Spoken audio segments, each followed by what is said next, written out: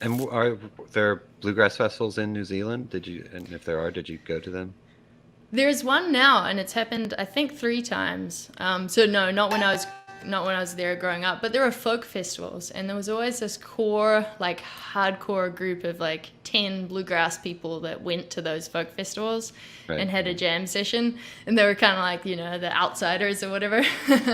Right. So yeah, as a kid, I definitely went to those folk festivals. And in Australia, there was like at least a couple of bluegrass festivals that I flew over a few times as a teenager, and I went to some of those bluegrass festivals. But yeah, now that Kiwigrass is the New Zealand Bluegrass Festival, and I think they were the only bluegrass festival in the world that was happening last year in person because of COVID. Wow. Wow. Something like that. It was like February 2020. Right, right, right. Yeah, 2021 actually. 2021.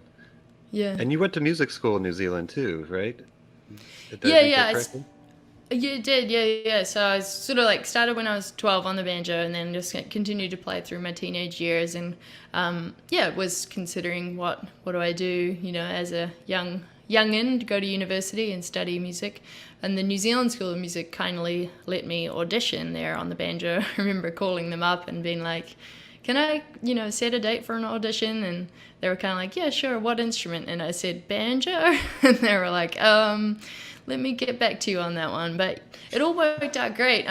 Yeah, I studied in the jazz department, which I felt like was a little bit kind of made more sense in the classical department just because of like jazz, improv, learning the Yeah. scales, learning all that stuff kind of flows over to bluegrass at least a little bit. And also sight reading, like, pieces of music on the banjo would be kind of tricky, I think, in the classical music department. So yeah, I did that for 3 years, the New Zealand School of Music, and then moved to Boston.